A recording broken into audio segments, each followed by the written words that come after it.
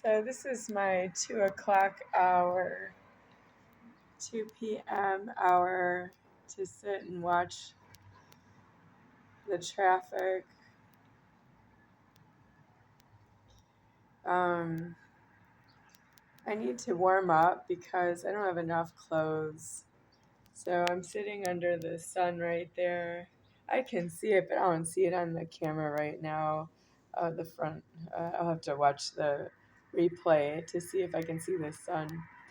Uh, what's different about today is I don't have threatening on myself anymore. And so you left me in this condition of me having no food and no clothes in an apartment when I elsewhere had food and clothes, but I had no apartment. I was outside in a park. So it looks like you don't face reality. I have written you plenty of reality checks, and you seem to run out of the money every time another check is due, according to yourself. And according to myself, it's surrendered because you don't actually know what the money is worth. I don't have any more rent checks for you. The Social Security Administration, they sold my Social Security number to a payee. Well, you're not allowed to do that. It's called a payee. You can't sell the Social Security number to somebody who's not really a payee and say that they're a payee that way by giving them all the money you owe to myself. Well, that's what the overlord was doing fast so that I wouldn't get angry while I'm alive here. It's not due for me to fight with all of you, all of you. Oh, you have more of you than I have dollars to give you in rent. You don't know what the money is worth.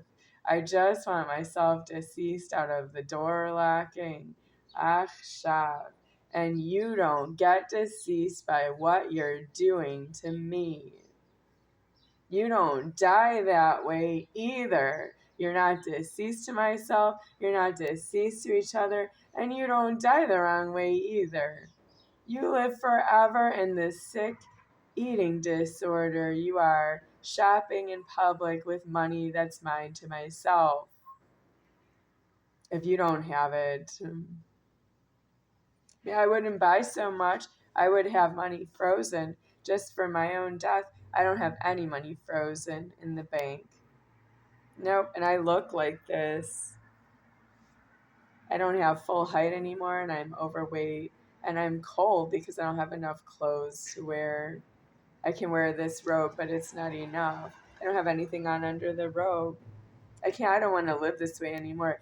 When I started, it was okay because it was just until I die out of the formed world. But you keep raising the rent on me that you're not going to die out of the formed world. You need to die out of this formed world because I don't want to be your God this way. I am your God whether you like it or not, but I don't want to be your God this way. You don't know is not really interesting to what is alive that way for everyone and myself. What you don't know, you are adoring and idolizing what you don't know about me. And I don't actually need that about you. Don't want none of your time.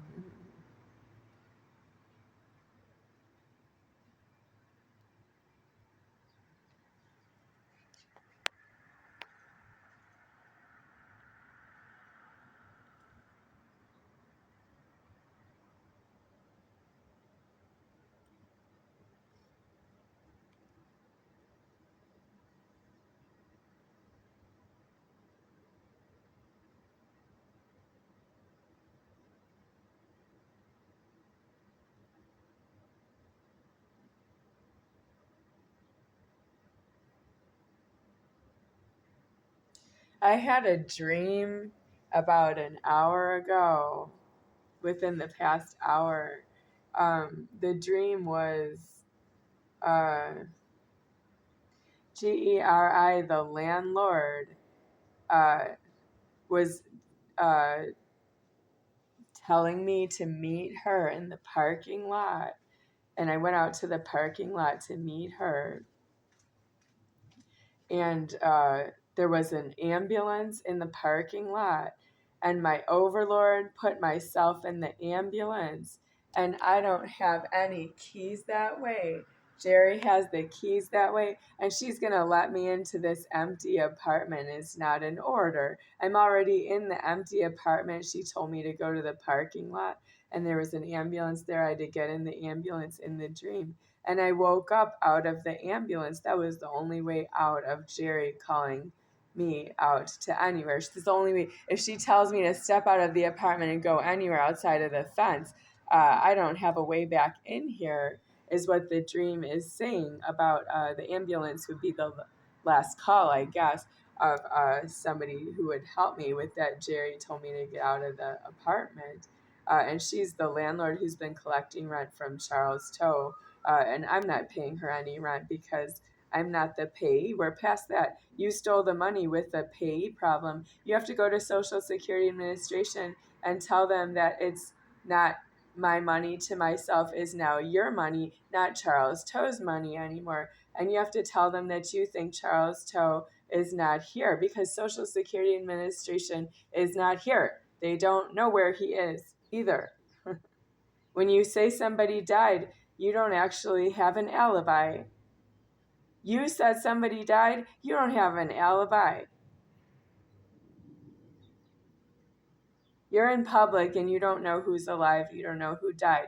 Of all of the 30 billion illegal alive shunts of human beings in public who speak all the languages, we don't know who's alive and who died. We don't. It's what public is. If you want to know somebody died, you have to go to jail, then you have to go to prison, you have to decease the address of a prison, and then you have to attempt murder on somebody in the prison and be their medical examiner. That's how you know somebody died. You're the medical examiner of somebody you killed. And that's how you know somebody died. There's no other way. There's no way around this.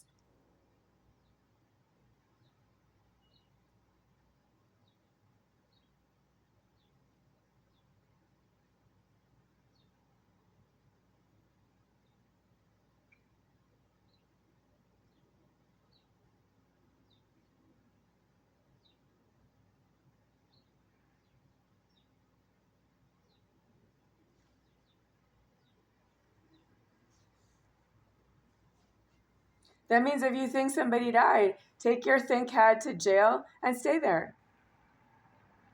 If you can't stay in the jail because you think somebody died, you have to fight with someone to kill somebody again, kill somebody else. You have to fight with somebody in the jail to let you in that you're going to kill somebody. Right there at the jail. To get in, you're going to kill somebody to get into the jail. They'll put you right in there. That's the order. If you try to kill somebody to get into the jail because you think somewhere else somebody died, that's you needing to be in the jail, and that's how. You can't say, oh, somebody died, and you're not trying to kill anyone. You're trying to kill everyone you tell. You tell everyone you tell, that's you threatening that you're going to kill everybody you tell that you think somebody died. You think God did that for you? God's going to tell you that somebody died, but he didn't give you a death yourself. That doesn't make sense to anyone who can hear you.